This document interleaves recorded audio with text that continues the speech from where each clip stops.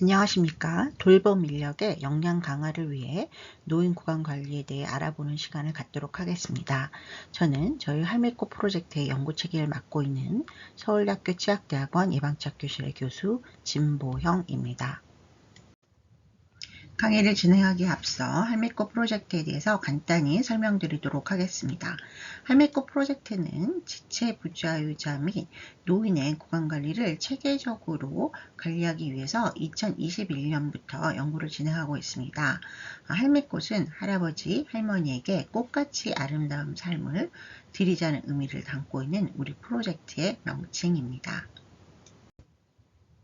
오늘 제가 다룰 내용은 다음과 같습니다. 보시는 바와 같이 구강 건강은 전신 건강에 상호 영향을 미치고 있고, 특히 심한 잇몸 염증이 있으면 혈관을 통해서 신체 기관의 질병을 유발하는 것으로 보고되고 있습니다. 보시는 바와 같이 혈관성 치매, 당뇨, 뇌졸중 및 심혈관계 질환의 발생에 영향을 미치고, 특히 구강 내 세균이 많은 경우에도 세균성 심내염의 위험도 증가한다고 보고되고 있습니다. 그렇기 때문에 올바른 구강 관리는 구강병을 예방하기 위한 목적 외에도 전신 건강을 유지하기 위해서 중요하다고 할 수 있습니다. 그럼 얼마나 많은 사람이 구강병으로 고생하고 있을까요? 보시는 바와 같이 구강병은 세계에서 가장 많이 만연한 비전염성 질환으로 약 35억 명의 이상이 이를 앓고 있다고 알려져 있죠. 특히 2020년 외래 다빈도 상병 통계에서도 치은염 및 치주 질환, 또 치아 오식이 많이 발생되어 있음을 알 수 있습니다. 입안의 세균은 여러 종류가 있는데요. 우리나라 노인 중에서 그 치아가 20개 미만인 그 인구는 전체의 한 3분의 1 정도 있지만, 저희가 실제적으로 요양시설에 가보면 노인분 중에서 치아가 이보다 20개보다 더 적은 사람들이 훨씬 더 많이 계십니다. 특히 이제 저작이 안 되면 결국은 그 유동식을 섭취하게 되고, 그렇게 되면 결국은 전신 쇠약으로 이어지게 되죠. 그림에서 보시면 또 이분은 그래도 치아가 어느 정도 있지만 굉장히 그 관리가 잘 안 되고, 또 저작이 또 안 되면 또 타액이 적게 나와서 이렇게 그 자정작용이라고 치아를 꼭 깨끗하게 씻어내주는 작용도 안 되니까 결국은 더 불량한 상태가 이어집니다. 그리고 치석도 상당히 많이 껴있는 걸 알 수 있고요. 그래서 이런 것들이 계속 악순환이 진행된다고 보시면 됩니다. 아시다시피 노인은 흡인성 폐렴의 위험성이 높고, 또 그렇기 때문에 음식물 섭취 시 매우 주의를 해야 합니다. 기도로 잘못된 음식을 삼키지 않도록 자세를 똑바로 취하는 것도 굉장히 중요하고요. 그리고 그뿐만 아니라 입안을 항상 청결하게 해야 됩니다. 그래서 구강 상태가 깨끗하지 않는, 그래서 그 세균들이 잘못해서 기도로 유입하는 것도 굉장히 그 위험한 일이 될 수 있습니다. 이를 막기 위해서 생각할 수 있는 것은, 첫 번째는 구강관리 자세를 할 때 똑바로 이렇게 앉도록 하는 것도 있고요. 또한 항근력을 지닌 이와 같은 헥사메딘이나 이런 양치액을 사용하는 것도 생각해 볼 수 있습니다. 몇 가지 구강병이 왜 생기는지에 대해서 한번 살펴보도록 하겠습니다. 우선 대표적인 구강병인 치아오식, 충치를 살펴보도록 하겠습니다. 모든 구강병과 마찬가지로 구강병을 일으키는 세균의 종류와 독성, 또 개인의 요인에 해당되는 숙주 요인의 인종이나 성별, 유전, 또 우리가 어느 정도 관리가 가능한 식이나 행동, 이런 세 가지 요인이 복합적으로 작용하는 부분에서 구강병이 생기게 됩니다. 그 말은 뭐냐면은, 우리가 이 요인 중에서 관리하기 쉬운 부분을 적극적으로 관리해서 이 공통적인 부분을 없애버리면 구강병 발생을 지연시키거나 예방할 수 있다는 의미가 되겠습니다. 사진에서 보시는 바와 같이 치아 의식은 굉장히 다양한 부위에서 생깁니다. 특히 노인의 경우에는 이렇게 부서진 치아도 많고요. 그리고 치매세균막이라고 하는 바이오필름이 관리가 안 돼서 상당히 이가 많이 썩어 있는 경우를 볼 수 있습니다. 또 이 아지레스 사진을 보시면 잇몸병 등으로 인해서 잇몸이 이렇게 내려가 있고 그러면 그 부분에 치매세균막이나 음식 잔사가 끼어서 이 부분이 아주 썩게 되는 경우도 많이 있죠. 여기 보시면 이게 이제 저희가 치근우식이라고 이의 뿌리에 해당되는 부위가 썩어 있는 전형적인 모습인데요. 이런 것들도 흔히 많이 볼 수 있고, 또 노인분들 같은 경우에는 타이 건조하고 입안이 건조하고 또 치아 사이 관리가 잘 안 되면 요렇게 인전면이라고 하죠. 치아하고 치아가 맞닿는 부분 이런 데도 상당히 많이 썩어 있는 것을 관찰할 수 있습니다. 그러면 어떻게 해야 치아를 안 썩게 할 수 있는지 몇 가지 한번 방법에 대해서 살펴보도록 하겠습니다. 우선 그 치아 우식은 그 치아를 덮고 있는 어떤 막에 세균막에 설탕이나 뭐 이런 것들 당지를 그 세균막에 있는 세균이 에너지원으로 활용을 해서 살을 만들거든요. 그래가지고 치아를 약하게 만드는 거예요. 그러니까 그런 것들을 줄이는 방법으로 우리가 사용을 해야 되는데 그러기 위해서는 꼭 명심해야 될 게 이제 불소라는 거죠. 이 불소는 나중에 조금 더 나오겠지만 치아를 단단하게 하는 그런 역할을 합니다. 그런데 이제 만약에 우리가 당진 설탕을 많이 먹었다. 그렇게 되면은 입안에서 빠르게 그 탈회라고 하는 게 일어나죠. 그렇게 되는데 실제적으로 예를 들어서 치아를 건강하게 하는 불소와 이런 설탕은 서로 항상 줄다리기를 하고 있어요. 그러다가 어느 순간 이런 예방 요인인 불소 같은 게 적어지고 병적인 요인인 세균이라든가 타액이 적게 나오는 거, 또 설탕 이런 걸 많이 먹게 되면은 쑥 올라가서 구강병이 생길 수밖에 없는 거예요. 그러니까 우리가 이렇게 불소라든가 또 열심히 이를 잘 닦아주는 거, 그 위에도 뭐 치과에 가서 정기적으로 검사를 받아서 문제가 없는지 관찰하는 것도 굉장히 중요한 오식 예방법이 된다고 할 수 있습니다.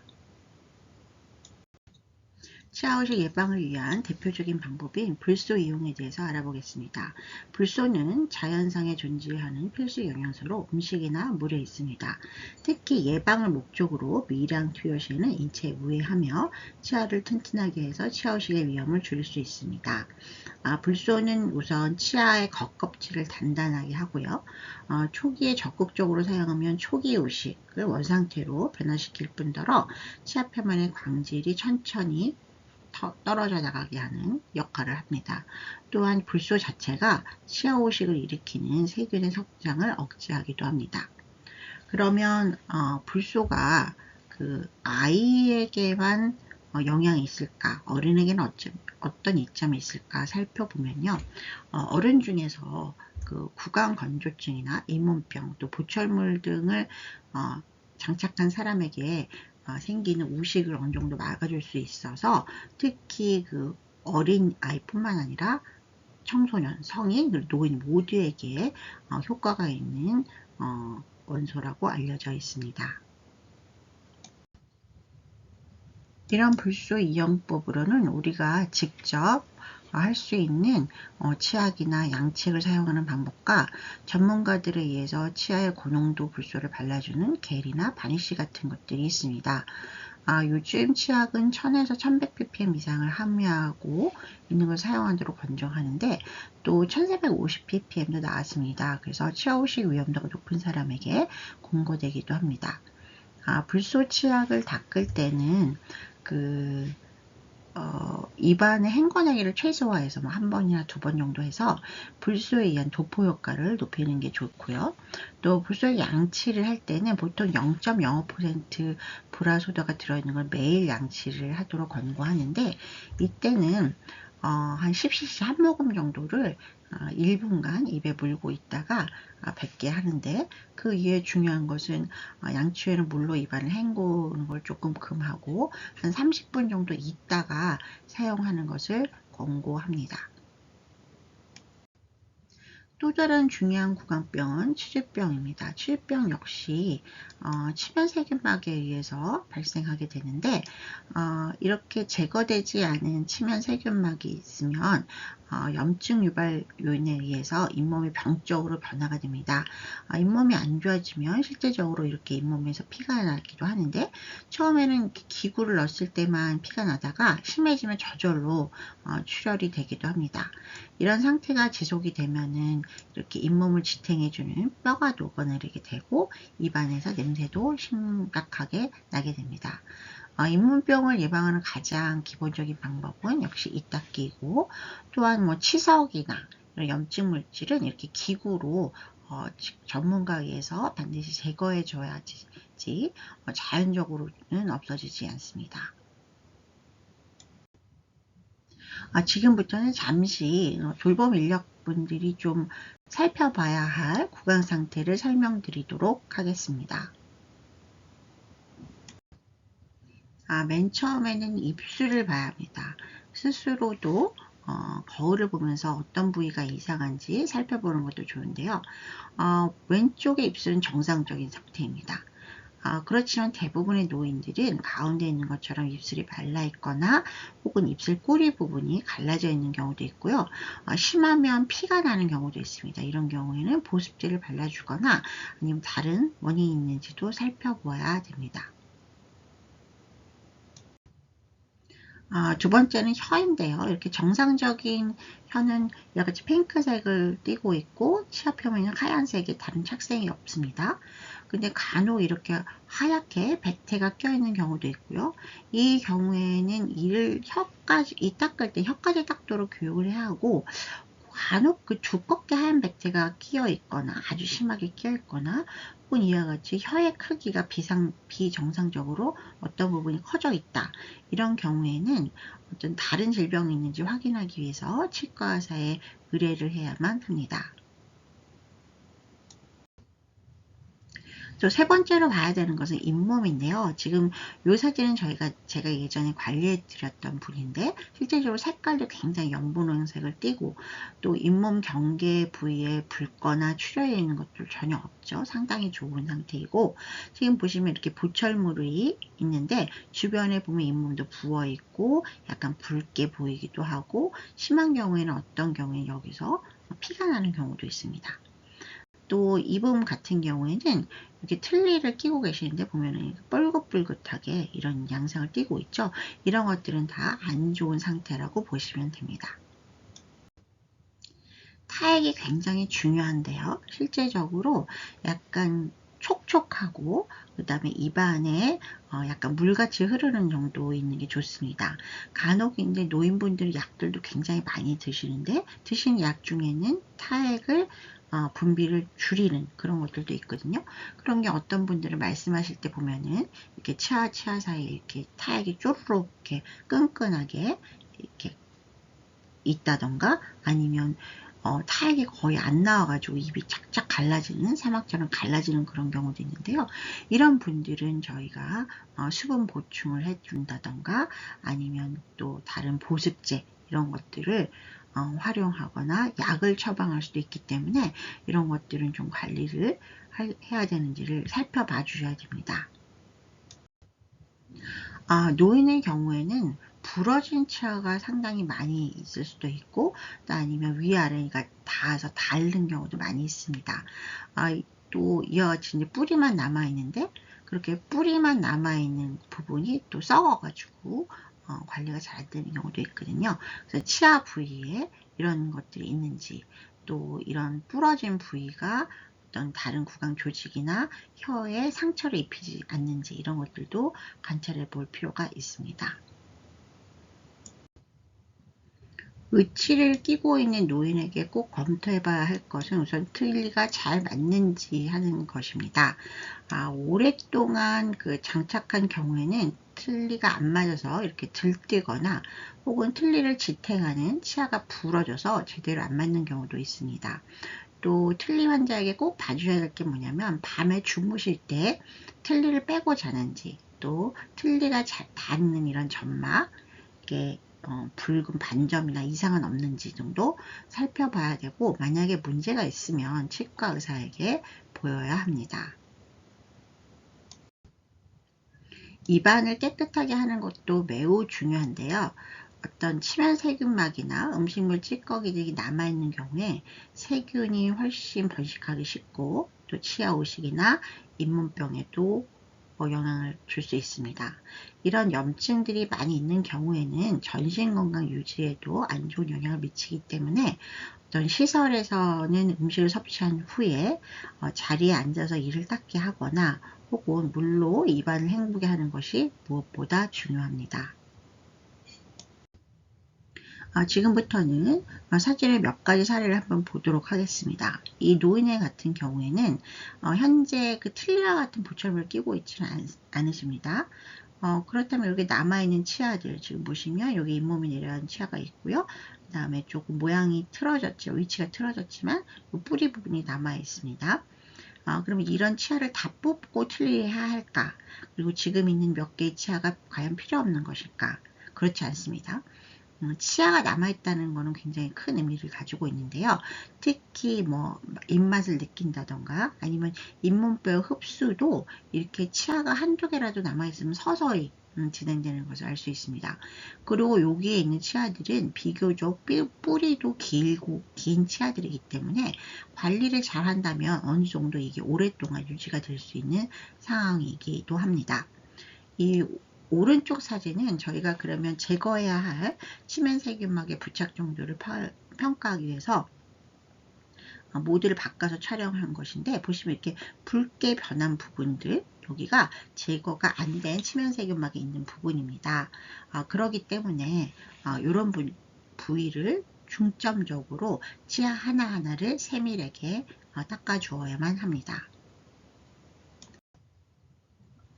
이거는 또 다른 사례인데요. 보시다시피 이 양쪽에 보철을 한 치아가 남아있죠. 보통 이제 이렇게 보철을 하고 금속에 있는 치아에 이런 면에 치면세균막이 잘 낍니다. 보시면 역시 빨간색의 부분이 이렇게 치아를 목을 따라서 쪼로록 이렇게 나와 있는 걸 알 수 있습니다.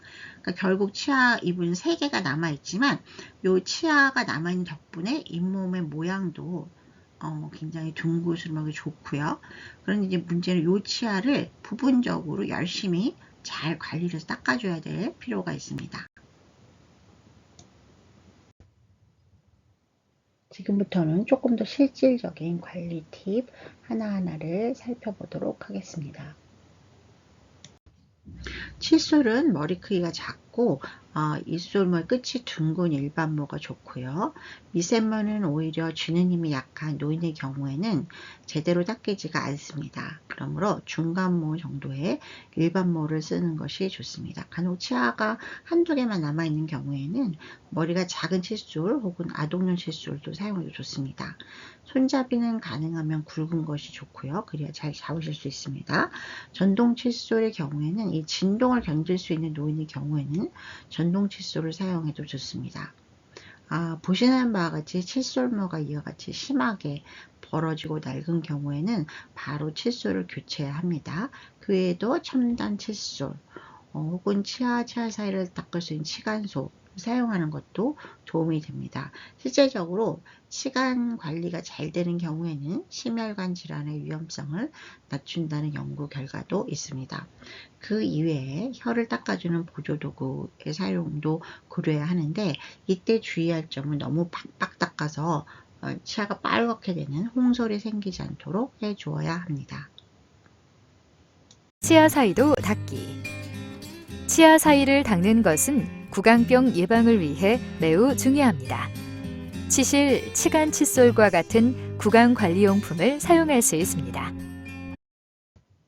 그럼 어떻게 해야 이를 잘 닦을 수 있는지 한번 살펴볼까요? 우선 칫솔은 이와 같이 안정감 있게 잡아주시고요. 치약은 수직으로 세워서 칫솔모에 치약이 들어가게 짜주십시오. 한 전체 칫솔 머리의 한 반이나 3분의 1 정도만 짜주시면 충분합니다.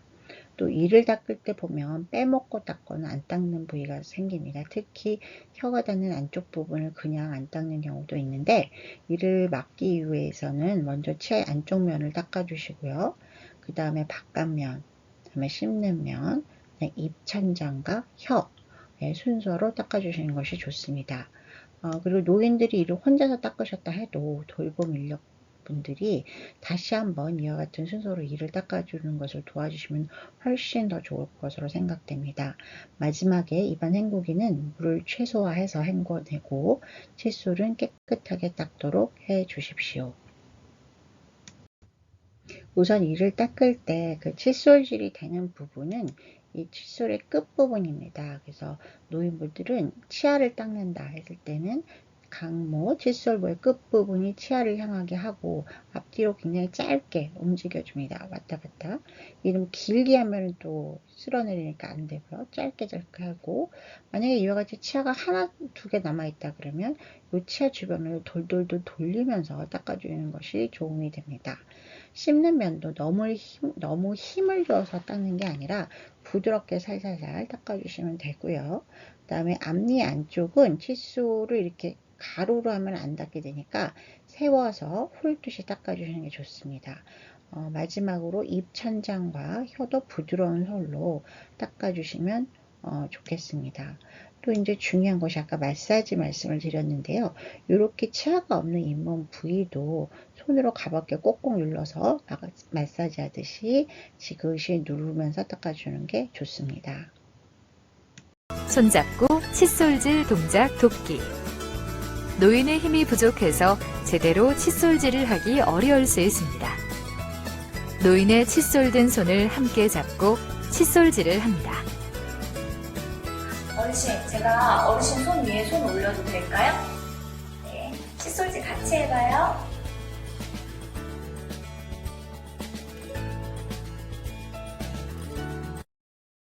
칫솔질 도움시, 돌봄 인력의 위치 정하기.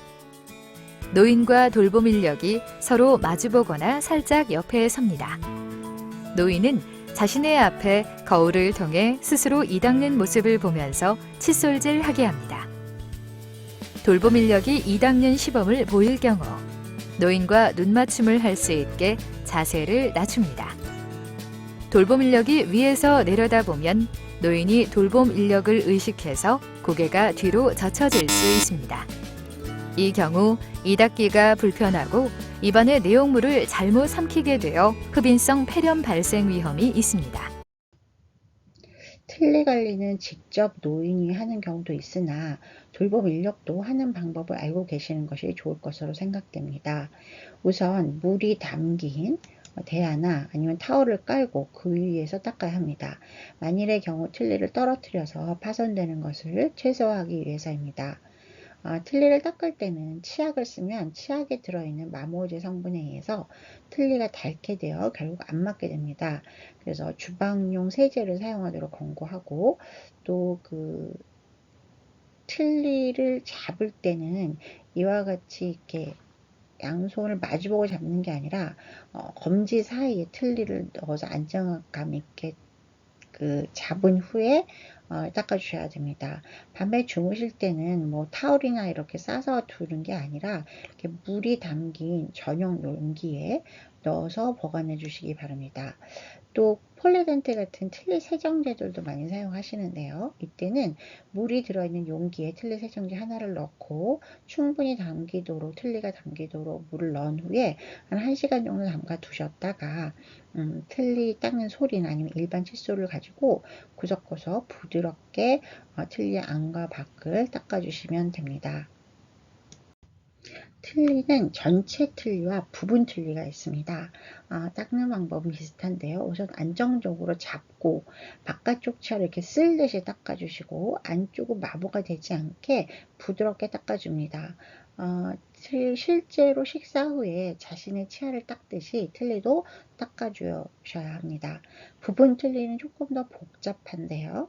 실제적으로 이렇게 치아에 닿는 고리 부분이 굉장히 중요하기 때문에 이런 부위라든가 아니면 이렇게 치아로 연결되는 연결상 이런 부분도 꼼꼼히 닦아주셔야 됩니다.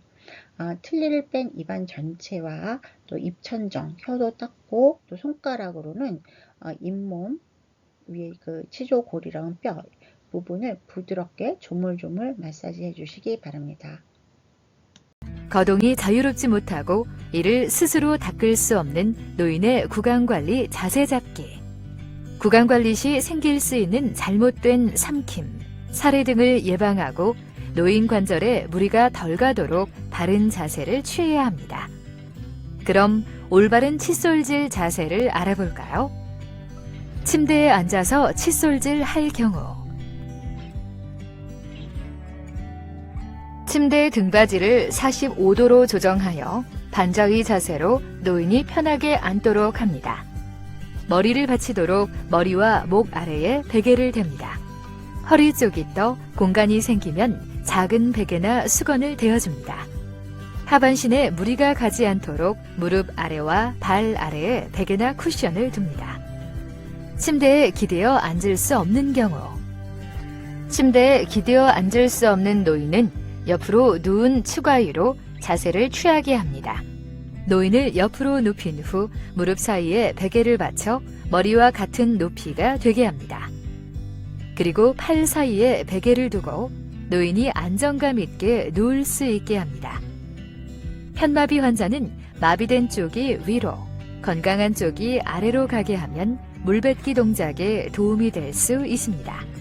의자 혹은 휠체어에 앉아서 칫솔질 할 경우 의자나 휠체어가 뒤로 밀리지 않도록 돌봄 인력이 뒤에서 무릎 등을 이용하여 지탱해 줍니다. 이 닦을 때 노인의 몸이 흔들리는 것을 방지하기 위해 지면 위에 노인의 발이 닿을 수 있도록 높이를 조정합니다. 등받이 없이 침대 등에 걸터 앉아서 칫솔질 할 경우 노인이 등받이 없이 스스로 앉을 수 있더라도 뒤로 넘어갈 것을 방지하여 쿠션 등을 뒤에 받쳐줍니다. 노인의 몸이 흔들리는 것을 방지하기 위하여 침대 손잡이 등을 잡게 하고 지면 위에 노인의 발이 닿을 수 있도록 높이를 조정합니다. 목의 각도 주의하기. 노인의 목이 눕혀져 있으면 칫솔질 시 발생할 수 있는 오연의 가능성으로 흡인성 폐렴 발생 위험이 높아집니다. 노인의 머리 아래에 베개를 대어 목이 세워질 수 있도록 각도를 반드시 조정해줘야 합니다. 입안 닦아내기, 수행하기. 입안 닦아내기를 할 때도 빠진 부위가 없도록 순서를 정해서 닦아내는 것이 중요합니다. 특히 치아의 모든 면과 잇몸, 치아와 잇몸 사이, 입천장과 혀, 입술 안쪽까지 빠짐없이 닦아내야 합니다. 이때는 안에서 바깥으로 닦아내어 이물질과 세균을 제거해 주도록 합니다.